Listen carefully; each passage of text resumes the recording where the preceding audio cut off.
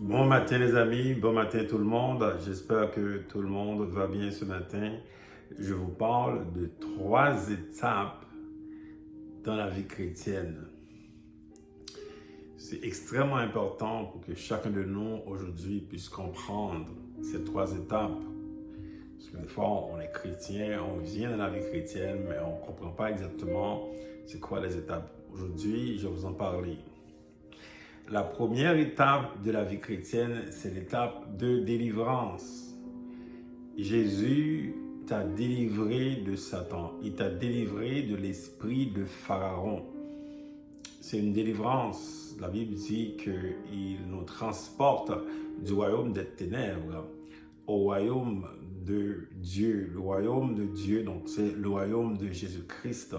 Et donc ce transport s'appelle la délivrance. Jésus nous a délivrés du royaume des ténèbres, de l'esprit de Pharaon. Ça, c'est la première étape. La deuxième étape, c'est le désert. Dans le désert, Dieu prend soin de ses enfants. Dans le désert, Dieu bénit, Dieu envoie la nourriture. Dieu fait beaucoup de choses dans le désert. Mais c'est là que ça se passe aussi dans le désert. Parce que dans le désert, il y a aussi le péché. Les enfants de Dieu commettent le péché, la désobéissance. Et ça cause qu'ils restent beaucoup de temps dans le désert. Il faut regarder sa vie. Il y a 4 choses qui empêchent aux enfants de Dieu, aux chrétiens, d'aller à la troisième étape. 4. La première, c'est l'idolâtrie. Il y a des gens qui sont encore dans l'idolâtrie, qui adorent de faux dieux, qui adorent eux-mêmes, qui adorent l'argent, qui adorent littéralement de faux dieux. Là. Ça, c'est l'idolâtrie. Deuxième, la débauche. Les gens qui vivent dans la débauche.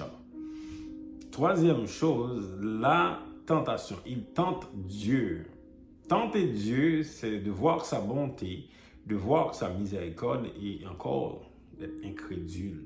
C'est ça, tenter Dieu. Il y a beaucoup de gens qui tentent le Seigneur malgré qu'ils ont eu la gloire.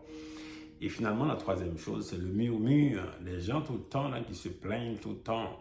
Enfants de Dieu, chrétiens, tout le temps qui se plaignent. Donc, ces 4 choses empêchent les enfants de Dieu, les chrétiens, d'aller à la troisième étape. Ils restent beaucoup de temps dans le désert. Et la Bible prévoit que ceux qui restent dans le désert, finalement, ils n'auront pas le repos. Ils vont périr dans le désert, ils vont rester là. Parce que le repos, c'est la troisième étape. Le repos, c'est le salut. Le repos, c'est la vie abondante promise par le Seigneur Jésus-Christ. C'est ça le repos. Le repos, c'est le salut. C'est ça que Dieu veut pour chacun de nous. Qu'on arrive à la troisième étape. L'étape de la vie abondante. L'étape de la terre promise. L'étape du salut, la rédemption. Aujourd'hui, il faut que tu regardes ta vie, tu te dis, moi, je suis dans quelle étape? Je suis rendu où? Tu peux être à l'église, tu peux être quelqu'un qui ne va plus à l'église, tu peux être dans toutes sortes de choses. Regarde aujourd'hui dans quelle étape que tu es. Est-ce que tu es encore dans l'étape de délivrance? Tu n'es pas encore délivré, là. Tu es toujours sous l'emprise de Satan, là. Est-ce que tu es dans le désert, là? Dieu t'envoie des choses, tu vois la bénédiction de Dieu, mais tu es complètement loin du Seigneur. Dans le désert, tu es perdu. Bien, est-ce que tu es dans le repos du Seigneur, dans la vie abondante promise par le Seigneur Jésus-Christ? Et c'est mon souhait pour toi aujourd'hui. Sois béni par la grâce de Dieu. À bientôt. Bonne journée.